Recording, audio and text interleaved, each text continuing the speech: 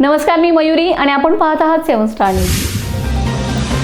एखाद्या अपयशाने न खचता ध्येय निश्चित करून त्यासाठी परिश्रमाची तयारी केल्यास व प्रयत्नात सातत्य असल्यास, जिद्द, मेहनत व चिकाटी असेल तर कोणत्याही क्षेत्रात यश निश्चित मिळते, असे प्रतिपादन सांगली जिल्हा परिषदेचे माजी अध्यक्ष संग्राम संपतराव देशमुख यांनी केले।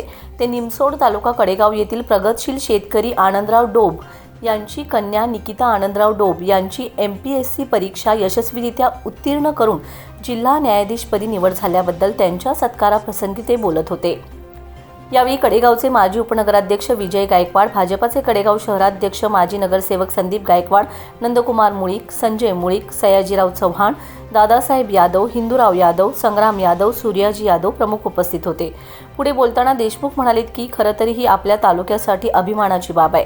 निमसोड सारख्या छोट्याशा खेडेगावात राहून एवढ्या मोठ्या पदाला गवसणी घातल्यामुळे निमसोडच्या शिरपेचात आणखीन एक मानाचा तुरा रोवला गेला असल्याने ग्रामीण भागातील तरुणांसाठी ही एक प्रेरणा ठरणार असल्याचे मत देशमुख यांनी व्यक्त केले। यावेळी त्यांनी निकिता डोंब यांच्या कुटुंबियांशी संवाद साधत त्यांच्या मेहनतीचा गौरव करत कर्तव्यदक्ष भूमिका पार पाडण्याच्या शुभेच्छा देत उल्लेखनीय यशाबद्दल त्यांचा सत्कार केलाय। Bureau report 7 star news.